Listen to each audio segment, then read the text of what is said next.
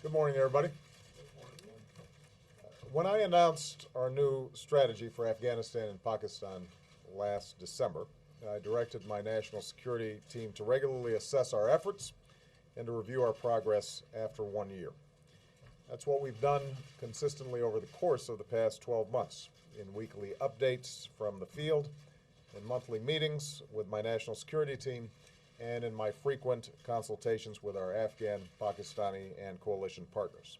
And that's what we've done as part of our annual review, which is now complete. I want to thank Secretary Clinton and Secretary Gates for their leadership. Since Joint Chief of Staff Chairman Admiral Mullen is in Afghanistan, I'm pleased that we're joined by Vice Chairman General Cartwright. Our efforts also reflect the dedication of Ambassador Richard Holbrooke, whose memory we honor and whose work will continue. Indeed, the tributes to Richard that have poured in from across the globe speak to both the enormous impact of his life and to the broad international commitment to our shared efforts in this critical region. I have spoken with President Karzai of Afghanistan as well as President Zardari of Pakistan and discussed our findings and the way forward. Today I want to update the American people on our review, our assessment of where we stand, and areas where we need to do better. Now, I want to be clear. This continues to be a very difficult endeavor, but I can report that thanks to the extraordinary service of our troops and civilians on the ground, we are on track to achieve our goals. It's important to remember why we remain in Afghanistan. It was Afghanistan where al-Qaeda plotted the 9/11 attacks that murdered 3,000 innocent people. It is the tribal regions along the Afghan-Pakistan border from which terrorists have launched more attacks against our homeland and our allies. And if an even wider insurgency were to engulf Afghanistan, that would give al-Qaeda even more space to plan these attacks. And that's why, from the start, I've been very clear about our core goal. It's not to defeat every last threat to the security of Afghanistan, because ultimately it is Afghans who must secure their country. And it's not nation building, because it is Afghans who must build their nation. Rather, we are focused on disrupting, dismantling, and defeating al-Qaeda in Afghanistan and Pakistan, and preventing its capacity to threaten America and our allies in the future. In pursuit of our core goal, we are seeing significant progress. Today, al-Qaeda's senior leadership in the border region of Afghanistan and Pakistan is under more pressure than at any point since they fled Afghanistan 9 years ago. Senior leaders have been killed. It's harder for them to recruit, it's harder for them to travel, it's harder for them to train, it's harder for them to plot and launch attacks. In short, al-Qaeda is hunkered down. It will take time to ultimately defeat al-Qaeda, and it remains a ruthless and resilient enemy bent on attacking our country. But make no mistake, we are going to remain relentless in disrupting and dismantling that terrorist organization. In Afghanistan, we remain focused on the three areas of our strategy: our military effort to break the Taliban's momentum and train Afghan forces so they can take the lead, our civilian effort to promote effective governance and development, and regional cooperation, especially with Pakistan, because our strategy has to succeed on both sides of the border. Indeed, for the first time in years, we've put in place the strategy and the resources that our efforts in Afghanistan demand. And because we've ended our combat mission in Iraq and brought home nearly 100,000 of our troops from Iraq, we're in a better position to give our forces in Afghanistan the support and equipment they need to achieve their missions. And our drawdown in Iraq also means that today there are tens of thousands fewer Americans deployed in harm's way than when I took office. With those additional forces in Afghanistan, we are making considerable gains toward our military objectives. The additional military and civilian personnel that I ordered in Afghanistan are now in place, along with additional forces from our coalition, which has grown to 49 nations. Along with our Afghan partners, we've gone on the offensive, targeting the Taliban and its leaders and pushing them out of their strongholds. As I said when I visited our troops in Afghanistan earlier this month. Progress comes slowly and at a very high price in the lives of our men and women in uniform.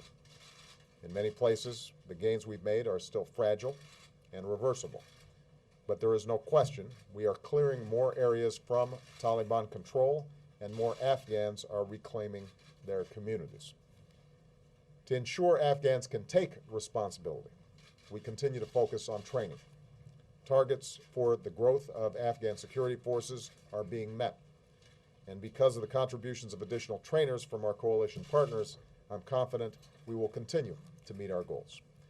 I would add that much of this progress, the speed with which our troops deployed this year, the increase in recruiting and training of Afghan forces, and the additional troops and trainers from other nations, much of this is the result of us having sent a clear signal that we will begin the transition of responsibility to Afghans and start reducing American forces next July.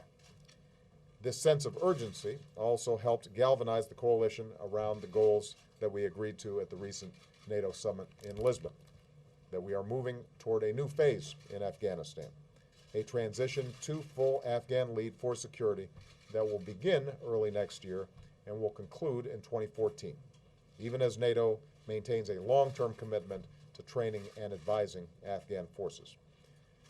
Now, our review confirms, however, that for these security gains to be sustained over time, there is an urgent need for political and economic progress in Afghanistan. Over the past year, we've dramatically increased our civilian presence with more diplomats and development experts working alongside our troops, risking their lives and partnering with Afghans. Going forward, there must be a continued focus on the delivery of basic services, as well as transparency and accountability. We will also fully support an Afghan political process that includes reconciliation with those Taliban who break ties with al-Qaeda, renounce violence, and accept the Afghan constitution. And we will forge a new strategic partnership with Afghanistan next year so that we make it clear that the United States is committed to the long-term security and development of the Afghan people. Finally, we will continue to focus on our relationship with Pakistan. Increasingly, the Pakistani government recognizes that terrorist networks in its border regions are a threat to all our countries, especially Pakistan. We've welcomed major Pakistani offensives in the tribal regions. We will continue to help strengthen Pakistani's capacity to root out terrorists. Nevertheless, progress has not come fast enough. So we will continue to insist to Pakistani leaders that terrorist safe havens within their borders must be dealt with. At the same time, we need to support the economic and political development that is critical to Pakistan's future. As part of our strategic dialogue with Pakistan, we will work to deepen trust and cooperation. We'll speed up our investment in civilian institutions and projects that improve the lives of Pakistanis. We'll intensify our efforts to encourage closer cooperation between Pakistan and Afghanistan. And next year, I look forward to an exchange of visits, including my visit to Pakistan, because the United States is committed to an enduring partnership that helps deliver improved security, development, and justice for the Pakistani people. Again, none of these challenges that I've outlined will be easy. There are more difficult days ahead.